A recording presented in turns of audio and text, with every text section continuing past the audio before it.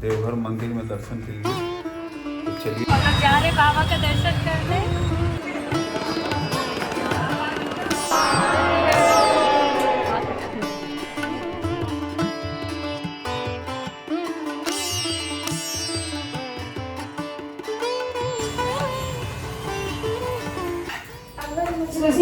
और हाँ, हम लोग रेडी हो गए।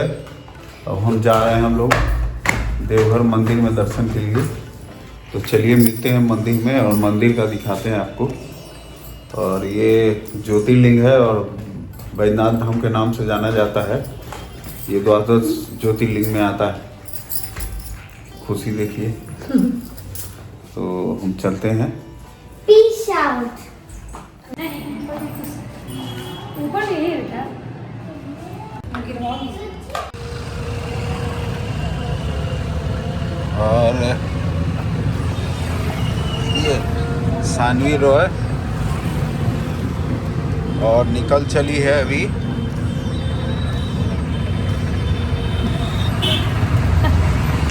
हम लोग जा रहे बाबा का दर्शन करने।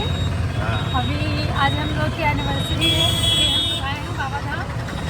जा रहे बाबा के दर्शन करने। कुछ आशीर्वाद मांगने आए। ठीक है, आगे मंदिर में दिखाएंगे आप लोग को आरती। कभी हम लोगों ने आरती का दर्शन नहीं किया, इसलिए हम ऐसे तो बहुत बार आए हैं बाबा धाम, 3 बार आ चुके हैं, लेकिन आरती की शाम की संध्या आरती का दर्शन कभी नहीं हुआ। इसलिए ऐसा सोचे कि चलो शाम का आरती का दर्शन करेंगे। क्योंकि तो 2 बजे पटना से निकले थे, तो पटना से 7:30 बजे घर से अपने निकले। यहाँ 2 बजे तक हम लोग पहुँच गए बाबा धाम। बाबा धाम में फिर हमसे थोड़ा सा मार्केटिंग वगैरह किए, तैयार हुए। तो हम लोग जा रहे दर्शन करें। शाम के 7 बजे यहाँ आरती होती है, तो आरती हम लोग दिखाएंगे आपको। ठीक है, चलते देखिए। अगर दिखाने का मौका मिला तब। हाँ, दिखाने का मौका अगर मिल गया तो जरूर दिखाएंगे। और हम आ गए अब मंदिर के प्रांगण में। और मंदिर में अभी काफ़ी भीड़ है। और यहाँ पर 2 रास्ते हैं आने के लिए। आप अगर आते हैं तो शिव गंगा की तरफ से आ सकते हैं, और एक टावर चौक की तरफ से अभी आ सकते हैं। जो मैं अभी यहाँ से बाहर जाऊँगा तो टावर चौक से जाऊँगा। तो खैर अभी हम जो यहाँ पर लाइन में लगे हैं, तो मैं नॉर्मल लाइन में लगा हूँ। वैसे यहाँ पर पंडा लोग पकड़ लेते हैं और यहाँ पर लाइन में लगवाने या पूजा करवाने का चार्ज लेते हैं, तो उसको मैं अवॉइड किया और मैं लाइन में लग गया। और शीघ्र दर्शन का 500 रुपये का टिकट है, तो शीघ्र दर्शन का टिकट इस बार हमने नहीं लिया और लाइन में लग गए। और लाइन में लगने के बाद हमें लगभग 1 घंटे लगने वाले। मैं नीचे आ चुका हूँ और सामने देख रहे हैं पार्वती माँ का मंदिर है, जिसमें अभी आरती हो रही है। तो संध्या आरती होती है, तो उसके बाद श्रृंगार पूजा होता है वहाँ पे। तो यहाँ भोलेनाथ के जो शिवलिंग हैं उन पर जो फूलों की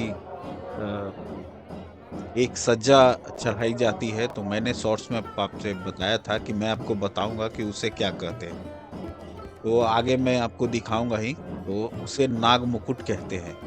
और नाग मुकुट का बड़ा महत्व है यहाँ पे, और इसकी क्या खासियत है, कैसे आती है, ये हमारे साथ वीडियो बने रहिए।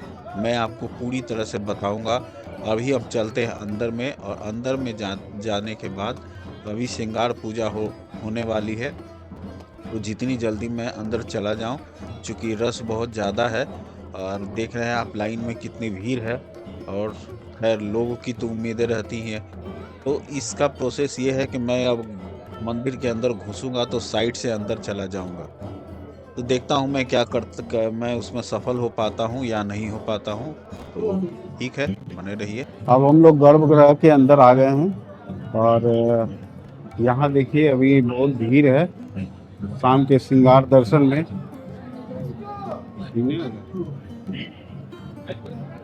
और यहाँ पे, और जैसे जैसे मैं जाऊंगा तो आगे आपको दिखाऊंगा।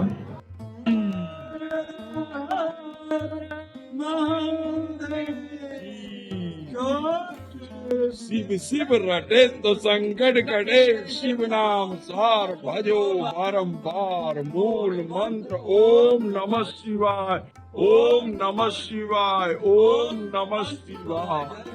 शिव कृपा।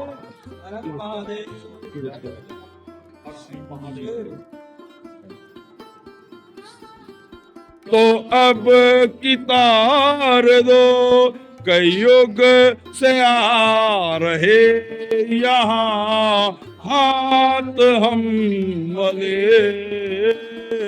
पापों की आग में प्रभु हम उम्र भर जले, पापों की आग में प्रभु हम उम्र भर जले। सीध जग बोले हैं ताने बाने, जग बोले हैं ताने बाने, जो शिव तत्व को मन से जाने, जो शिव तत्व को मन से जाने, सो तन शिव ही हो। और नाग मुकुट की कहानी मैं अभी आपको बताता हूँ। तो नाग मुकुट ये फूलों से बनी होती है। ये नाग मुकुट जो ऊपर चढ़ाया जाता है, इसकी मैंने कुछ कहानियां सुनी है जो मैं आपके साथ शेयर करना चाहता हूँ। तो ये नाग मुकुट बन के आता है देवघर से, कारागार से। देवघर में जो सेंट्रल जेल है, वहाँ के कैदी इसे तैयार करते हैं और यहाँ प्रतिदिन तैयार होता है। तैयार होने के बाद इसे आप जो वहाँ पात्र देख रहे हैं, उसी पात्र में रख कर लाया जाता है। उस पात्र में रख कर लाने के पहले और भी बहुत सारी यहाँ पे कहानी होती है। कहानी ये है कि वहाँ पे भी एक मंदिर है। मंदिर में वहाँ 2 फूलों की मुकुट बनाई जाती है कैदियों के द्वारा, एक वासुकीनाथ के लिए और एक बैजनाथ के लिए। और दोनों की रोज वहाँ पे पारंपरिक तरीके से पूजा होती है। और पूजा होने के बाद वहाँ कारागार में मंदिर में रखा जाता है। और रखने के बाद एक मुकुट चला जाता है ये वासुकीनाथ के लिए, और दूसरा मुकुट वासुकीनाथ के लिए जो जाता है वो गाड़ी से जाता है। और देवघर का जो बैजनाथ धाम का जो ये मुकुट है, नाग मुकुट, पे पैदल कंधे पर पुजारी लेकर आते हैं। तो ये थी कहानी। और ये तो है कि कारागार से बन के आया, लेकिन एक और भी 2 कहानी है जो मैं आपके साथ शेयर करना चाहता हूँ। एक बार बहुत पहले की बात है, जब अंग्रेज शासन था, अंग्रेज का बेटा बीमार पड़ा। तो कुछ लोगों ने उन्हें सलाह दिया कि आप शिवलिंग में फूलों का मुकुट बनवाकर आप चढ़ाएं ताकि उससे आपका बेटा ठीक हो जाएगा। तो ये अंग्रेज ने कैदियों से कहा, फूलों का मुकुट बनाने के लिए फूलों का नाग मुकुट बनाया और चढ़ा, तो उसके बेटे की तबीयत ठीक हुई। और उसके पीछे मैं बचपन से जो कहानी सुनता आ रहा हूँ वो ये है कि आप जो अभी जो देख रहे हैं, ये शिवलिंग जो है वो उठा हुआ है। पहले ये गड्ढा नुमा था। जैसे रावण जब यहाँ पे रखा था तो अपने अंगूठे से उसको दबा दिया था, तो वो गड्ढा में था और गड्ढे में ही शिवलिंग था। अब ऊपर में शिवलिंग में उभार हो गया है, नए तरीके से उसको बना दिया गया है, क्योंकि उसमें उसको सुरक्षित रखा जा सके। तो ये जो वहाँ पे जो शिवलिंग रावण जब वहाँ पे दबाया था, तो वहाँ आसपास में पेड़ थे। तो पेड़ के जो पत्ते गिरते थे तो उसमें आधा जमीन पर रहता था और आधा शिवलिंग के ऊपर में रहता था। तो बहुत पहले गांव वाले जो थे, वो गांव वाले ने उन्हें रोज ये देखने को मिला, तो उनको लगा कि ये शिवलिंग है, पूजा करते ही है, रोज ये मुकुट आता है। तो गांव वालों ने ही फूलों का मुकुट वहां चढ़ाना शुरू किया। तो ये कहानी थी जो मैं आपको बता देता हूँ। और उस समय से परंपरा चली आ रही है। उसके बाद में अंग्रेज के द्वारा ये कारागार से जो फूलों के मुकुट आने की परंपरा शुरू हुई, तो वहाँ कारागार से ही बन के आने लगा। और वहाँ के जो पुजारी हैं, उनके भी सपने में आए थे भोलेनाथ, और उन्होंने कहा कि जहाँ मतलब कि नाग मुकुट मेरा कारागार से ही बन के आया। तो तब से ये परंपरा चली आ रही है और वहाँ से ही नाग मुकुट बनकर आता है और यहाँ पे चढ़ाया जाता है। और रावण के बारे में तो आप जानते ही हैं कि रावण जब यहाँ पे आया था, तो यहाँ से 5 किलोमीटर दूर रुका था शिवलिंग को लेकर, जिसे हरला-जोरी कहा जाता है, नामक स्थान है। यहाँ से 5 किलोमीटर की दूरी पर है और हरला-जोरी में ही रावण जो विष्णु रूपी बैजू थे, जिनके हाथ में शिवलिंग दिया था, तो वहीं पर आज भी विष्णु पद के निशान भी हैं और रावण हरला-जोरी में पेशाब करने चला गया था। जब वो 7 दिन और 7 रात तक नहीं लौटा, उसके बाद जो बैजू थे, वहाँ से शिवलिंग को लेकर एक सुरक्षित स्थान पर के लिए निकल पड़े और जैसा कि ये जो स्थान था सबसे पहले, यहाँ माता सती का हृदय गिरा था, इसीलिए यहाँ पर माता सती के हृदय के पास ही शिवलिंग को स्थापित कर दिया गया। जब रावण यहाँ खोजते हुए 7 दिन के बाद जब खोजना शुरू किया, तो उसे पता चला कि वो जो लड़का था वो ले गया है, जिस ओर ले गया था उसी ओर गया पहुँचा। रावण जब यहाँ पहुँचता है, तो उसे शिवलिंग छूने की प्रथा बनी रहती है। चूँकि वो लघु शंका किया हुआ होता है, तो उसे पानी की ज़रूरत थी और आस-पास के इलाके में बहुत सूखा था। तो आप जो देवघर के पास शिव गंगा देखते हैं, वहीं पर मुष्टि प्रहार करके वहाँ से गंगा को प्रकट किया और अपने आप को धोया, नहा धोकर खाने के लिए जब बढ़ा वहाँ से, तो भोलेनाथ उठ नहीं पा रहे थे, तो अंगूठे से दबा दिया। तो पहले मैंने जैसा कि पहले बताया आपको कि वो गड्ढे-नुमा में था और अब उसे एक नया आवरण में उसे बना दिया गया है, नीचे की जो जगह है उसे संरक्षित कर दिया गया। तो शिवगंगा भी आपको पता चल ही गया होगा कि ये वहाँ से बन कर आता है। तो यहाँ पर जो पुजारी हैं मुकुट चढ़ाते हैं और आइए देखते हैं यहाँ पे मुकुट अभी चढ़ाने वाले हैं और पहले फूलों से, पीपल के पत्तों से उन्हें चढ़ाया जाता है, ऊँचा कर दिया जाता है और ये देखिए पुजारी अभी उठाकर अभी उसके शिवलिंग के ऊपर में रखेंगे।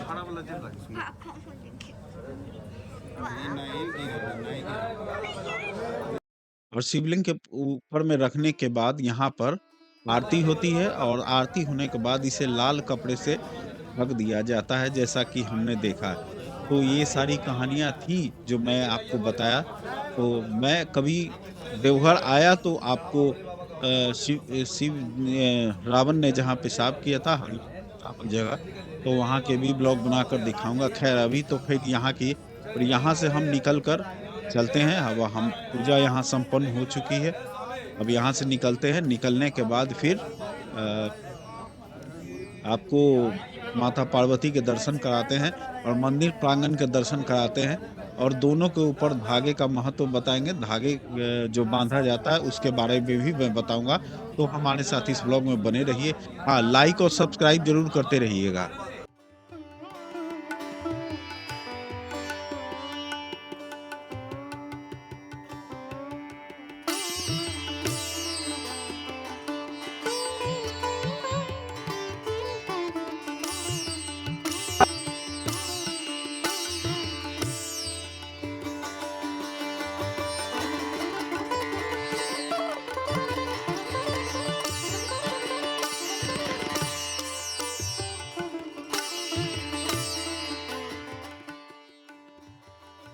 और ये देखिए कि यहाँ पर मैंने बताया था आपको कि लाल कपड़े से ढक दिया जाता है और पुजारी महाराज अभी प्रसाद का वितरण करेंगे। आरती भी इन्होंने दिया था अभी और अभी जितने भी वहाँ पर फल-फूल थे वो सब भक्तजनों में बाँट दिया जाता है। और जैसा कि मैंने बताया कि अभी आप जो भीड़ देख रहे हैं इसमें बहुत सारे लोग ऐसे हैं जो कि यहाँ पर दान राशि देकर अंदर गए हैं।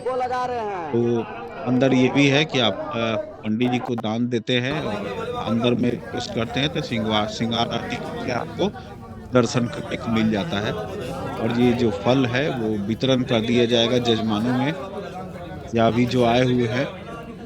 हमारी आज की श्रृंगार की पूरी हो गई। आज मैंने श्रृंगार नहीं देखा था तो आप लोग आए तो कोशिश कीजिए कि सुबह का तो दर्शन करें ही, जल अर्पण करें ही, लेकिन शाम में भी आप श्रृंगार दर्शन आप ज़रूर करें।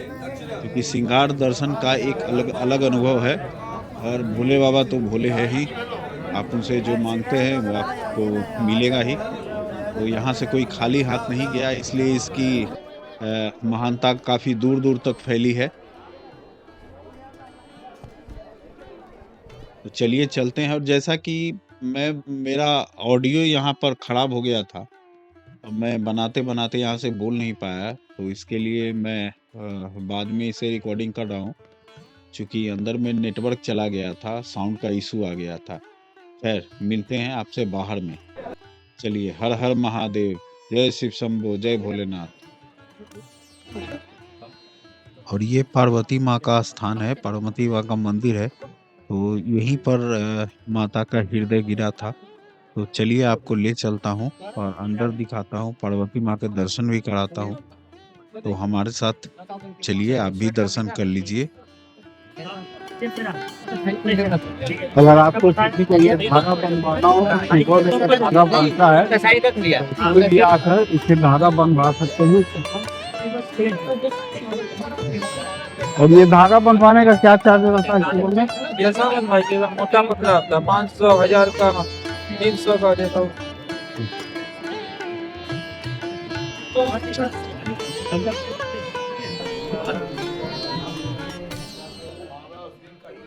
और ये सामने जो देख रहे हैं, ये पार्वती माँ का गर्भगृह है और सामने साक्षात विराजमान है। तो जो भी भक्तजन देख रहे हो तो वो आप माता को प्रणाम कर ले, और जो उनकी इच्छा हो तो आप अपने माता से मांग सकते हैं। तो ये है माता का गर्भगृह, जो इसके मैंने आपको दर्शन करा दिया। और यहाँ से दर्शन करने के बाद सबसे पहले हम जाएंगे और मंदिर के बाहर में जाकर दिया जलाएंगे और वहाँ पर पूजा करेंगे। तो मैंने आपको दर्शन करवा दिए, अब चलिए चलते हैं।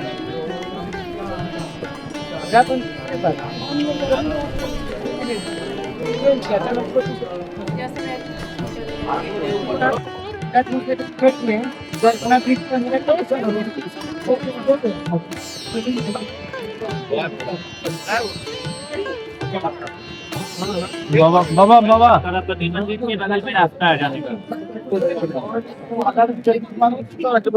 हमें एक दिन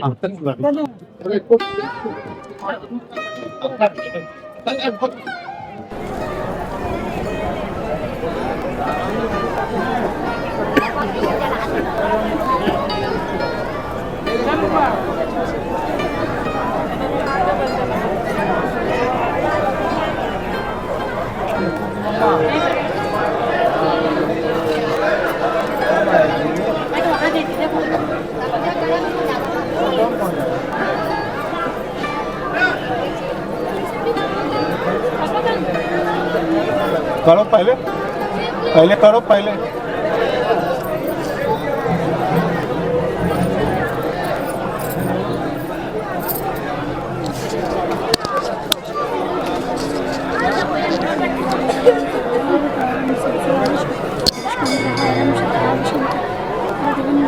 भवानी शहितं नमामि तारं संसारसारं दुष्कन्धहारं सदा शंकरभगार्धविन्दे शहितं नमामि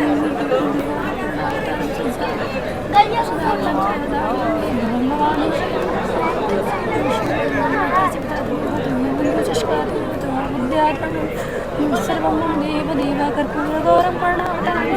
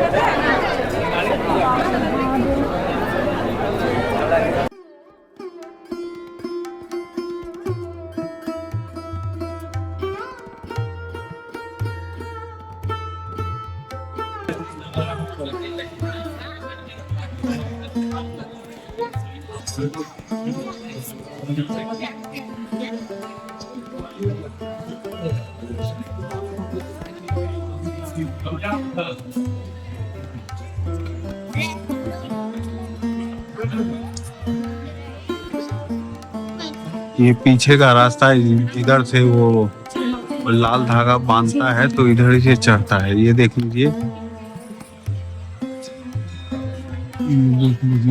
ये सीढ़ी से चढ़ा ऊपर, और ये जो शिखर बंधा हुआ है इसी के सहारे ऊपर चढ़ के इस शिखर पर बांधता है और उधर पार्वती माता पर। तो हमारा दर्शन हो गया, अब चलते हैं। हाँ।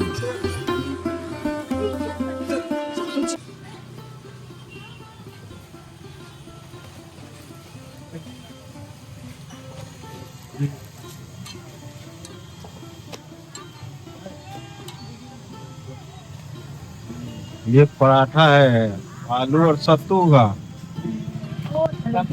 ये रबड़ी, आज हमारी यही नाश्ता हुई। और आज हम लोकल फूड ट्राई करेंगे।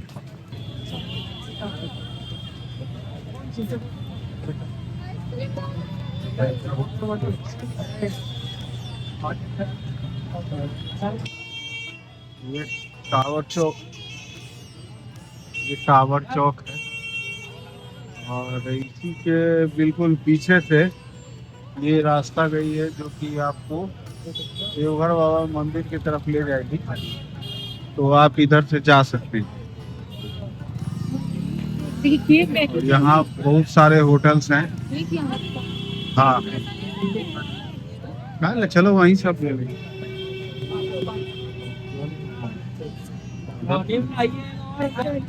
यहाँ से बहुत सारे होटल्स हैं,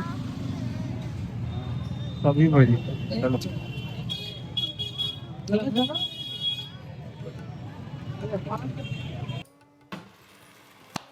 Happy birthday. Happy anniversary, happy anniversary, happy anniversary, happy anniversary, happy anniversary. Happy anniversary, happy anniversary, happy anniversary, happy anniversary. लो, इधर से काटो, उसके बाद इधर से। बहुत अच्छा सर, उसको मुझे देखो। Anniversary to you, happy anniversary to you, happy anniversary to क्या पापा जी। आज मैंने मेरे लिए कार्ड ही बनाई है, लेकिन वो कार्ड अभी घर पे है, इसलिए हम सब लगाओ ना। वो कार्ड भी हम दिखा। Happy anniversary to me. Happy anniversary खाना है मुझे भी। to me. हाँ। चलिए। Happy anniversary to me. खाइए। एक बार और खिला दो कैमरा को, व्यूअर्स को एक बार और खिला दो, स्मिथ को एक बार और खिला दो। ये स्मिथ के नाम का नव्या के मुंह में जा रहा है, और साहिल भैया के नाम का वो साहिल भैया के नाम का, वो उसमें से काटो ना, मोटा में से। हाँ, ये साहिल भैया के नाम का देखा था। ये साहिल भैया के नाम का कपात मुंह में और ब्यूटी दीदी का एक चम्मच सबका निकालो।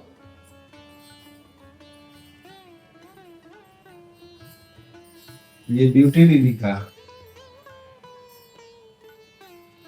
हाँ, ये ब्यूटी दीदी का खा लो बीच। ये जिया दीदी का, कृषु भैया का। ये कृषु भैया के लिए था जो नव्या खा गई। बाबा तुम्हारा केक खा गई। और एक जिया दीदी का, किसका? जिया दीदी का पूरा चला रही है। एक दादी के नाम का, एनिवर्सरी है, उसको खाने नहीं दे रही है, तब लेकर बैठ गई है।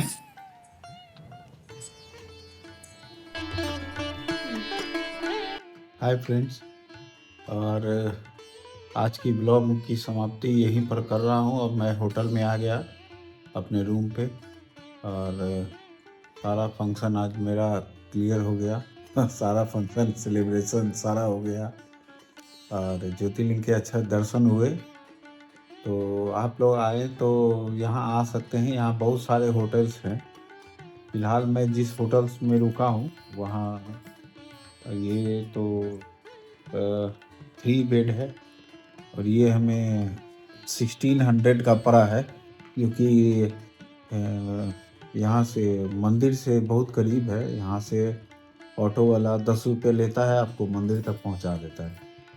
तो विनायक पैलेस है ये होटल का नाम, और काफ़ी अच्छे जगह पे है, प्राइम लोकेशन पे है, पार्किंग की भी सुविधा है। तो जब कभी आप आएँ तो आप लोग यहाँ रुक सकते हैं। वैसे तो यहाँ पर बहुत सारे होटल हैं। अगर जो ट्रेन से आते हैं तो देवघर बैजनाथ धाम रेलवे स्टेशन पर आ सकते हैं। आने के बाद एयरपोर्ट से भी आने के बाद अगर जो पैदल फैमिली हैं, जो इनके पास 4 व्हीलर नहीं है, उनके लिए भी बहुत सारे सस्ते सस्ते होटल है जो मंदिर के काफ़ी निकट है। तो जो लोग 4 व्हीलर से आ रहे हैं तो वो थोड़ी दूर ही पर गाड़ी लगाएंगे, तो क्योंकि अंदर में रास्ता काफ़ी पतला हो जाता है। तो ये रही हमारी आज की दर्शन का ब्लॉग, मैंने आपको दिखाया। बहुत ही अच्छा लगा। और पहले तो सुबह सुबह दर्शन करते थे, ये फर्स्ट टाइम था कि हम शाम का दर्शन किए श्रृंगार का। और ऐसा कहा जाता है कि श्रृंगार में जो फूल के मुकुट जो बन के आता है वो देवघर जेल के कैदी लोग बनाते हैं। तो जो भी बनाते हैं उनका मैं दिल से आभार प्रकट करता हूँ, और काफ़ी अच्छा बनाते हैं, रोज़ मेहनत करते हैं, रोज़ बनाते हैं, रोज़ बन के आता है यहाँ पे। तो ये सारा चीज़ है। यहाँ आने के बाद हमें काफ़ी अच्छा लगा। बहुत अच्छा लगा हम लोग को दर्शन करने पे।